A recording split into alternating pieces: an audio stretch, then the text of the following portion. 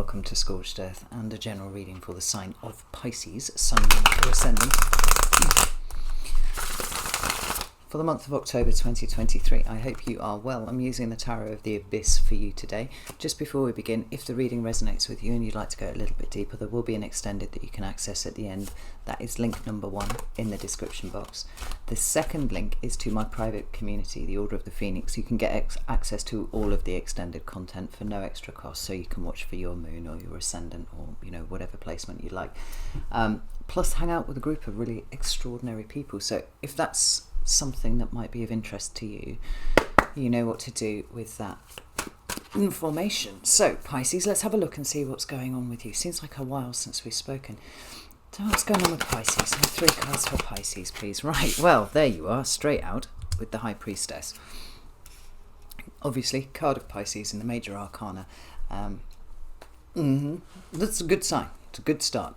Current energy, please, for Pisces. We have the Lovers card. And what about what's coming towards Pisces, please? Thank you. We have the 8 of Swords. Okay. So I get the impression from this that this is a plan that is not quite going as one intended it to be executed, right? We have the Star at the bottom of the deck there. That's Aquarius energy.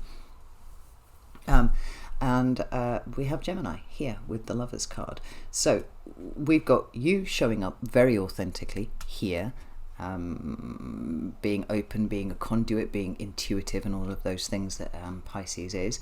And we have here a desire to get into the flow, into the slipstream of conscious co-creation, right? So you are manifesting or attempting to manifest something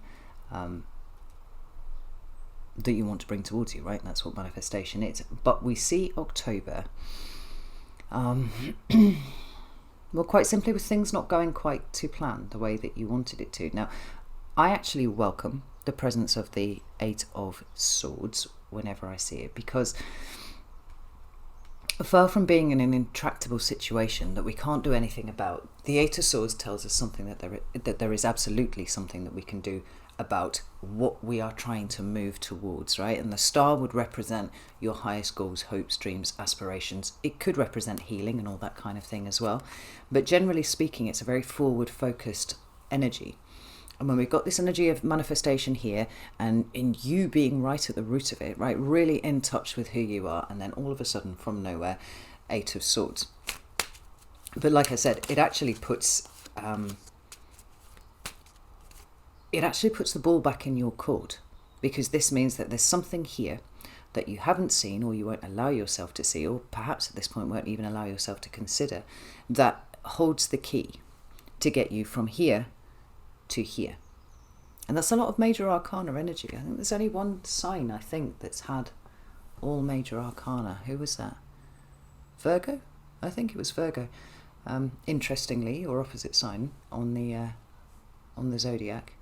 You share an axis with Virgo. But this, as I said, the solution to this is actually within your grasp. It's in your hands. It's something about the way that you're thinking about this situation that needs a little bit of a tweak. So let's get some clarifiers out, and we'll put some meat on the bones of this and see if we can't work our way through it. Tell me about the High Priestess, please. Thank you. We have the 5 of Wands and we have the Temperance card. Beautiful. I like that combination together. Tell me about the Lovers, please. There we go. Right, we've got 3 cards here. We've got the Queen of Pentacles, we have the Sun, and we have the Wheel of Fortune in reverse. Oh, that's where it's starting to go off the boil there. And what about the 8 of Swords, please? Where's the 8 of Swords here? 7 of Wands in reverse. Oh, good Lord, that's a shit show. Right, we're not going to take all of those because that's far too many cards. But we have the 4 of Cups in reverse. Very important to be practicing gratitude. We have the Knight of Swords showing up sideways, which makes me feel that rather than it being a case of too much information or too much conversation or not enough, it's like there's a need to kind of go back to the drawing board and reassess. It could be the way that you think as well, because Swords is all about the workings of the mind as well as communication. I like to think about it in terms of the bits of your brain talking to each other, because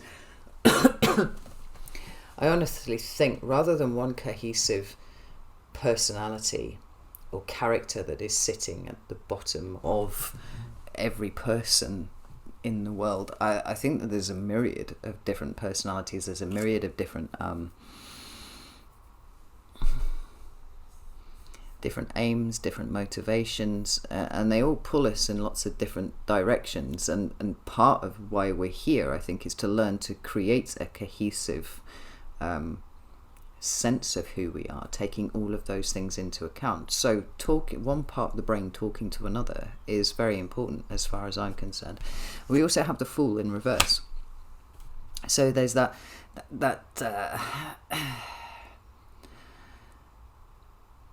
for some of you it could represent a backing off that's happening, right? If new vistas are opening up in front of you, and this is interesting because this opens a whole new rabbit hole, there's the possibility of what you want actually coming towards you, and rather than it being a case of it not coming towards you, it's accelerating, it's coming really fast, and you're like, oh holy shit, I'm not ready for this. And subconsciously we get to a point where we start to sabotage it and try and block it from actually arriving at us because we don't know how to deal with it, right? So it could be that a resistance to embracing what it is that you've been trying to bring about. I think that's pretty strong for all of you, actually. Or it could simply speak to the fact that the new start that you've been trying to create for yourself is now delayed or blocked or obstructed in some sort of way. Either way, we're going to pop these back into the card because it does seem like there's a bit of, as always, a bit of internal work that is being asked of you here. Tell me about the Eight of Swords, please. Thank you. Oh, it's a very pretty little pirouette, and it's the Knight of Swords again. Okay, right. We've got the Ten of Cups at the bottom of the deck there. Now that may or may not relate to what it is that you are trying to bring about, right? This bigger goal that you have in mind. Or it could be that the Ten of Cups is representing part of what is causing this little minor hiccup in your head here. Let's get into it and we'll work it out, I'm sure. So I'm going to put the cards where you can see them properly. Sorry, I get really antsy about them being unstraight. It's just chaos all the time. Anyway, so we start with the High Priestess, and like I said, it's a really welcome sight. I really love it when any sign shows up in their reading because it's a really authentic expression of their energy. It's like, I'm here, I'm showing up, I'm ready to do the things that I'm trying to do. You know, there's no part of you that is hiding or absent from the energy of the reading. So I really like that. I really welcome it, and I'm glad to see it's here for you, Pisces. I think your energy's been showing up very, very strongly all year, actually. There were bits where you were kind of dipping in and out last year, but you've been pretty much more or less consistently present right the way through all of the readings, which means that the sense of self that you were working so hard to cultivate a little while ago, it feels to me like it's taken root in a really powerful way with you. Like I said, it really brags my shit when I see people suggesting that Pisces is a wishy-washy sign. It simply can't be, and it's not been my experience of it either. It may not be as overt and confrontational as a sign like Aries, or as stubborn as a sign like, say, I don't know, Taurus or Capricorn or something like that, or even Leo. But it's no less powerful nonetheless. Interesting side note, I was in Bulgaria at the end of last month, and was very, very excited about seeing the Pisces full moon from where I was in the mountains, and like the 2 nights leading up to the full moon, it'd been rising over the top of the mountains in the evenings, and I was absolutely dumbstruck by how big it seemed, and I was really excited about seeing it on the night that it actually became full. And then the night that it went full, I was treated to the most extraordinary thunderstorm that I have ever witnessed in my life. It was dramatic as fuck, Pisces, and I actually recorded some of it and I put it on Instagram because I felt like it was a real... It spoke to what I feel quite often about Pisces, and other people seem to be oblivious to, which is just that the sheer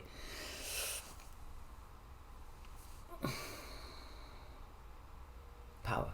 That's what it is, just power. It's just power.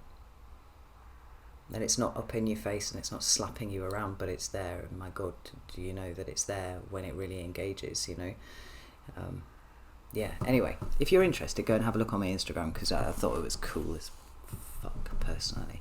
Anyway, underneath here we have the Five of Wands and we have the Temperance card. And so we have kind of war and peace, if you will. If we're going to kind of TLDR it.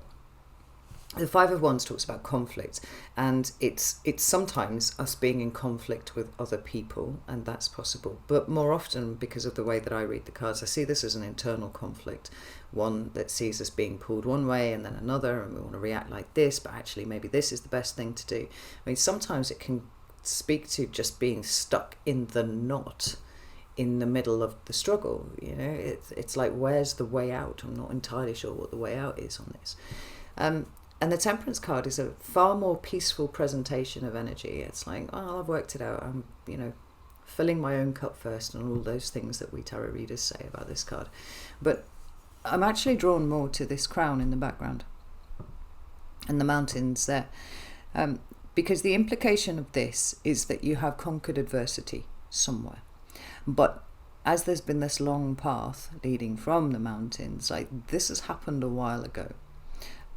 And so, you know, whilst it would be more obvious to have the Six of Wands following on from the Five of Wands, because then you have the Saturn in Leo struggle and you have the Jupiter in Leo success, there's something that's very temporally specific about that, right? It's happened, the struggle has happened, and now we are basking in the glow of the success. But this is something much bigger than that. It says that the successes have come from the things that you've conquered already, and now we're finding that peaceful way to keep ourselves in a temperate state, you know, balanced and moderate and all those kind of things, and not allowing us to get too up in our own heads and our own hearts about what we're doing here. You know, it's just, things have been hard for you, Pisces, and I don't know the extent to which people have witnessed that.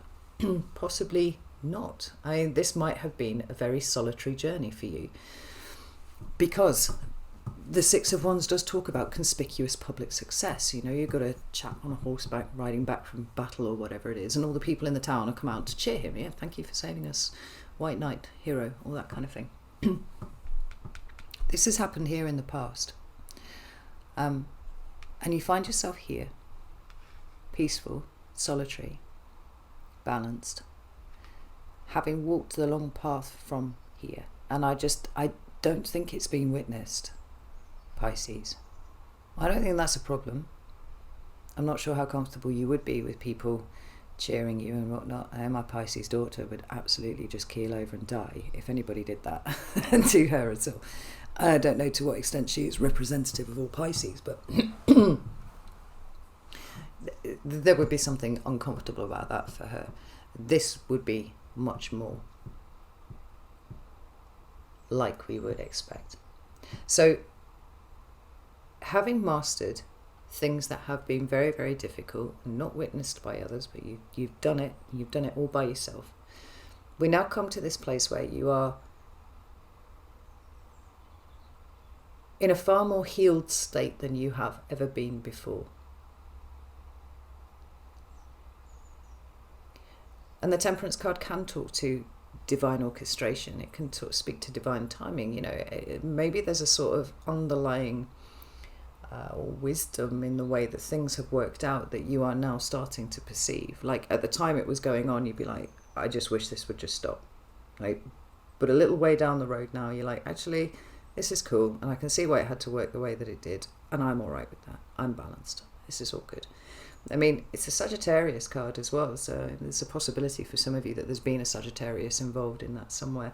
But really, try to look at these cards mostly energetically rather than trying to pin this on people. You know, it might be that you might have Sagittarius somewhere in your big three, you know, and there's been a tension between those two signs say Sagittarius was your moon or your ascendant or something like that. There's been a kind of pulling in different directions that you might have experienced. There are lots of different ways that this could play out, but I think that this idea of coming to a place of peace within oneself, very grounded, which is very cool for you, Pisces, because it's very easy for you to become ungrounded if you don't watch yourself. And so we move into your current energy here, and it does seem to be very focused on manifestation. We've got the Lovers card there, which originally was called the Choice. It actually depicted a man and two women, and he was supposed to be choosing between them, right? But it's a bit archaic nowadays. And the idea behind it is that there is a decision to be made. Where the Lovers card differs from something like, I don't know, the Judgment card, which can have shades of decision-making processes about it, is that the Lovers card doesn't so much revolve around the things that you're choosing between, more the fact that you're stepping up and you're making a decision in the first place. So from this place of being very stable with yourself, as I think that you are at the moment, Pisces, I think it's feeling pretty good to be you right now.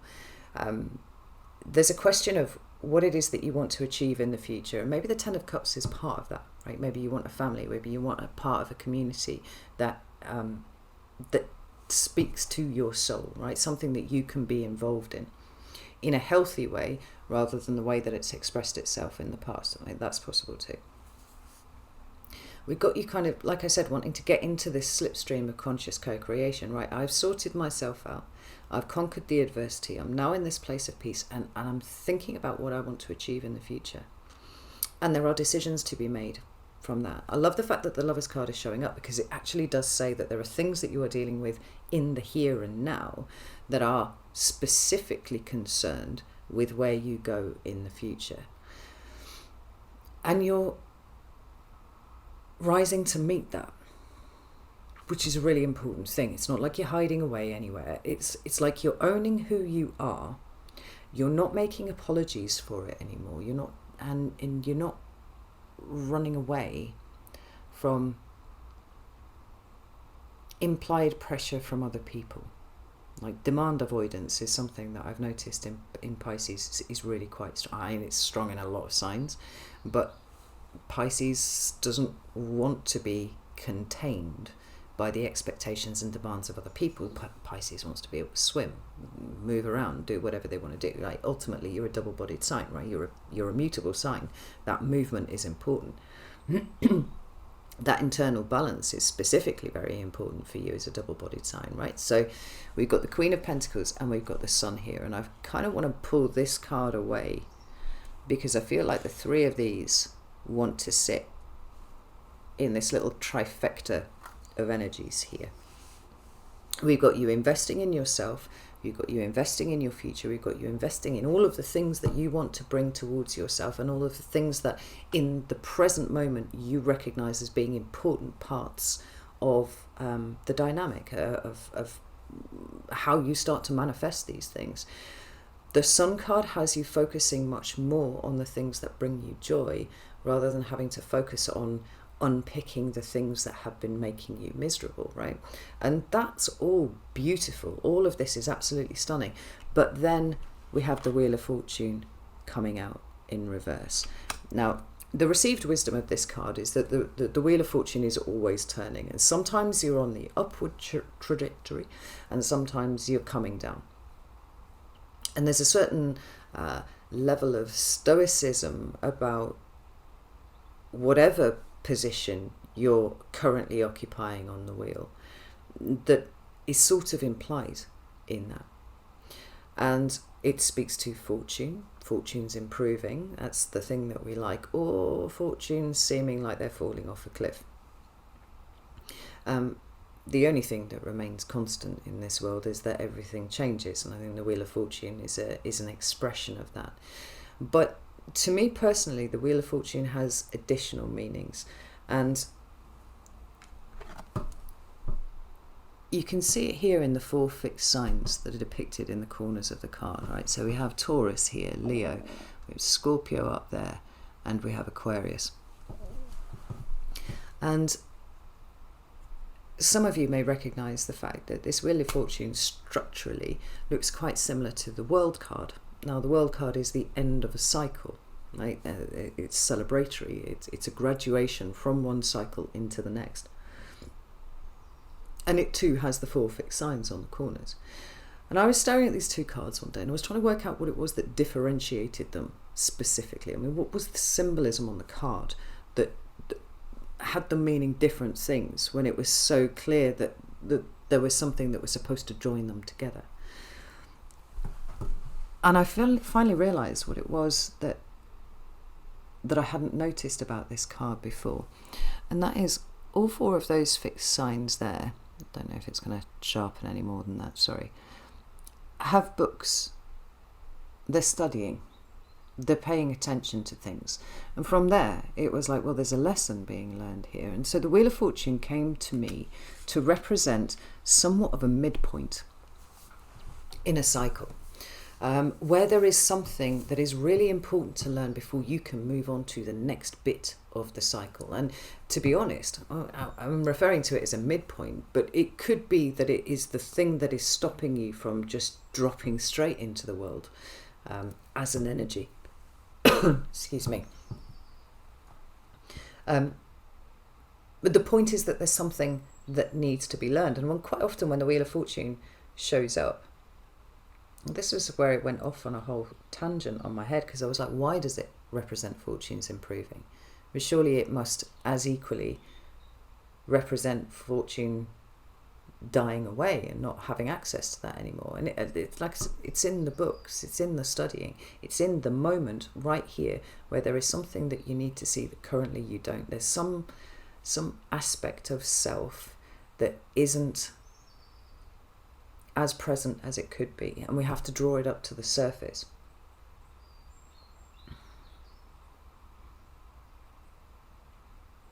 So I started thinking about it like the save point in a game.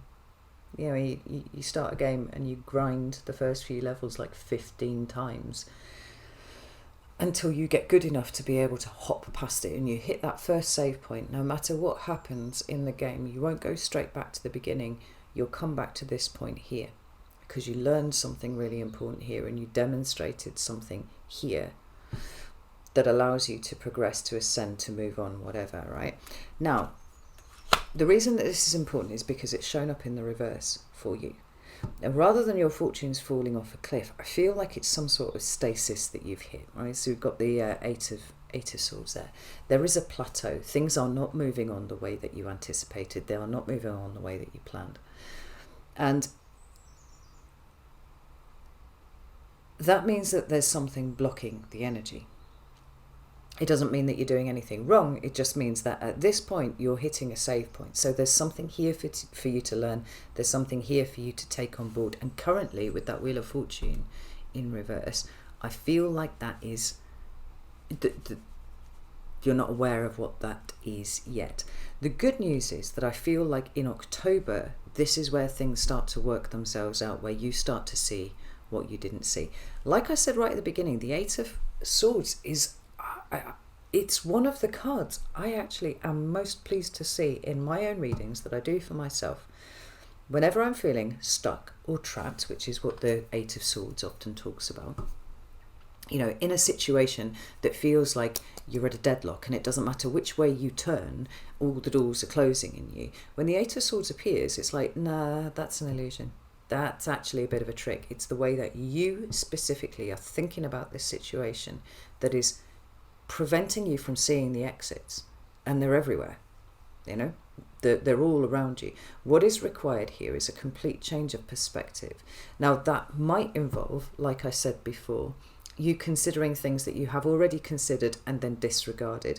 And most often that happens when there is an implied cost with going that way that you don't want to pay. Right? Nah, can't do that. That's not possible. I'm not going to do that. But it can sometimes also happen when we simply have filtered out, because of various things that have happened in our past, right? We've filtered out even the ability to be able to observe that exit. Now, whichever way it works for you, the Eight of Swords is saying, Here's an opportunity for you to change that. It's right here. It's actually the only thing that is standing between you and all of this glorious energy in these cards here and this, which is where you want to go and what you want to achieve. So in October, with that Seven of Wands in reverse and that Knight of Swords, what we have is you pulling down the things that mentally are separating you from where you want to go. Right? And that can happen by way of doing things differently. That's possible. But I think more specifically for your case, Pisces, it's going to definitely be about tackling the way that you are thinking about something. Like I said, that Knight of Swords, it's speaking to communication between hemispheres of your brain, different parts of your brain, your conscious and your subconscious. But it can also be about the way that you are communicating with people outside of you too. I mean, there would be a question for some of you, and I'll raise this because it's a possibility, that you simply have not advocated for what you needed.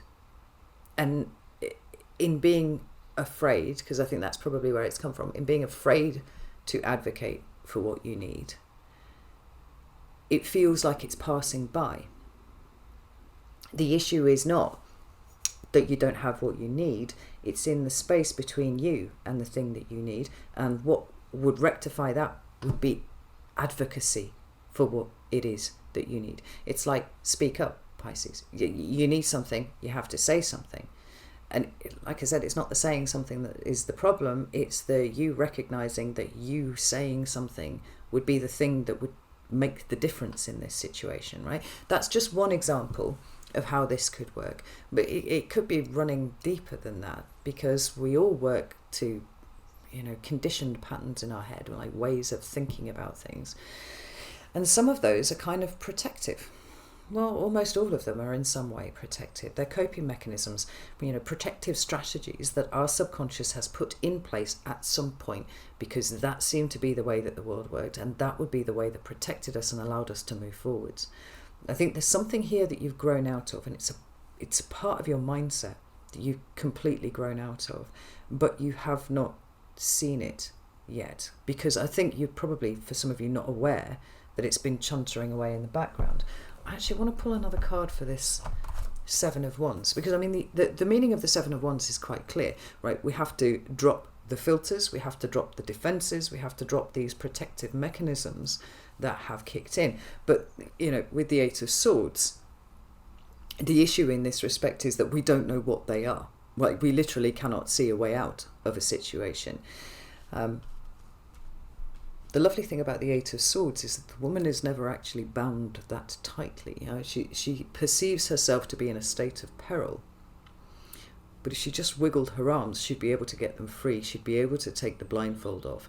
And then she would be able to see the swords that surround her and navigate through them, get away from it, right? It brings the, like I said right at the beginning, it puts the ball back in your court. It brings the power back to you.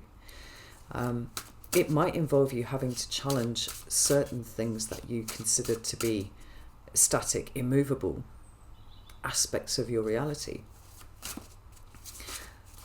But the really amazing thing about this is that nothing is as static or immovable as ever we perceive it to be. We just have to think about it in the right way. Tell me about the Seven of Wands, please. What do we have down here? Nous avons the Page of Wands. And there it is, right? It's doing something differently. It is breaking the deadlock. I mean, these two cards actually sit beautifully together, because we're dropping the need to fight. And I feel like this is a subconscious thing for you, right? Something's been triggered in you and you've gone, well, fuck, I can't do anything about this. Doesn't matter how much effort I'm putting in, nothing's moving here. And it's like, well, take a step back, just a couple of steps back, Pisces, and reassess what actually is happening here, rather than what you think is happening here. Because this is interesting how many oh Lord, would it be almost all of the mutable signs? I can't remember. Certainly Virgo and you Pisces are getting similar messages here, which is step back, take a step back and go back to the drawing board. Have a look at what it is that is going on here, and you've got to look at this objectively, right? That is a subjective position. It is. because it's also telling you that there are ways out, you just haven't seen them yet. Take a look at the situation objectively and say, where am I stopping myself from doing that, or doing this, or doing the other? Because subconsciously that's what's happening. You're getting in the way of something here. The Page of Wands is like, we go back to basics and we start again. And maybe that's the sifting, going through all of the information to see what it is. But maybe it's because we're about to go into October, right? And we've got 2 eclipses happening in October. I think the solar eclipse is the one that's happening on the 14th, right? And that's in Libra. And we also have a lunar eclipse. Now, the solar eclipse happens to be, I don't know if it's quite close to, or it's smacking the shit out of, the South Node. Both of these happening in Libra. So, here's some kind of weird mooing from out there somewhere. The effect of this is that we're releasing something from our past, right? We're at least balancing it out. We're trying to do something that is taking us away from this. And it does mean then that further movement forward, future movement forward, comes at some sort of cost. Now, there are pejorative overtones to that statement, and I've been resisting even the notion of it, because I've been looking at where that's going to appear in my birth chart, or how that's going to affect me, as goes my natal chart. I don't like it very much. But at the same time, right, if we are going to move forwards, if we're going to progress in any kind of way whatsoever, the loss, the thing that goes, might be the very thing that's been holding us back all of this time. And when that's a part of us that has been running so deeply that we cannot even perceive its existence, then it's kind of a crunchy thing to have to go find it and then have to let it go. Because, like all coping strategies, there's an expiration date on them, right? But it starts with a good intention. It starts with something that makes you feel safe. And to let go of that can make you feel, frankly, palpably unsafe. But the important thing to realise is that you're a fucking rock star, Pisces. You've been through harder stuff than this. It's just that this speaks to something that's very, very deep within you. And to let that go is to lose a protective mechanism, or lose a way that you've defined yourself. I went to, with a Pisces friend of mine, I went to see the David Bowie film in July. The recording of the last gig that he did as Ziggy Stardust with the Spiders from Mars. And as I was watching the whole thing, I was like, I was doing what I do, which is study, because I've been a student of the human condition for as long as I can remember.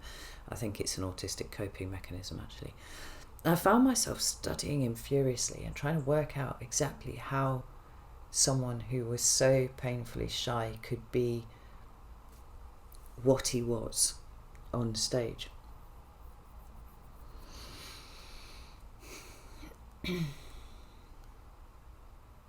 And it started off a whole trail of thought inside my own head, like examining why it was that I could never be that.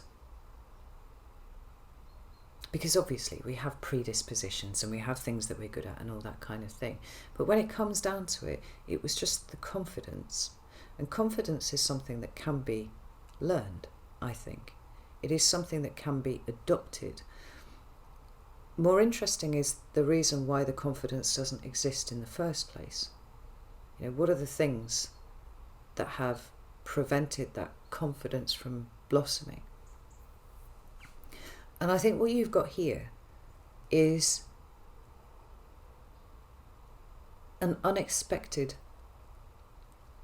spanner in the works, which you could choose to see as something that is going to keep you absolutely stuck, stuck in an intractable state and all that kind of thing. Or it gives you an opportunity to explore the machinery, right? A whole level of the machinery that you didn't realize was down there that now has a spanner in it. Because as everything starts to work full stop, work more efficiently, work more smoothly, because you've gone down there and you've taken the spanner out of that particular set of machinery that's down there. There's now that awareness that the machinery down there is chuntering away and doing things. That's cool. That's self-knowledge. That's really important. But it means that whatever has been stopping you from getting to this, like I said, it's absolutely within your grasp to be able to consciously remove it. We've got the consciousness there with the sun. And then continue on. But continue on improved and with more knowledge, more internal wisdom. And so the likelihood of you being able to achieve that which you're setting out to achieve is increased exponentially. You're not doing anything wrong, you're doing everything exactly right, Pisces. And I applaud you for it, because this is perfect. And the more swiftly you can identify what this particular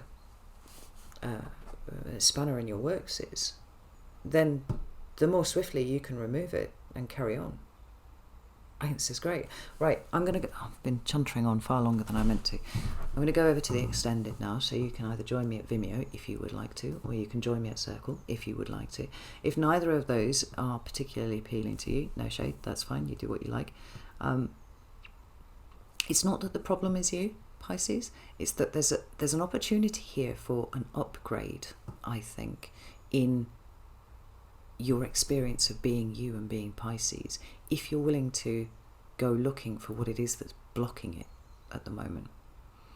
And if you do that, I feel like October actually can be a really pivotal month in terms of launching you forwards to what it is that you actually want. This is great. All right. Know that I love you all very, very much. And I'll see you soon.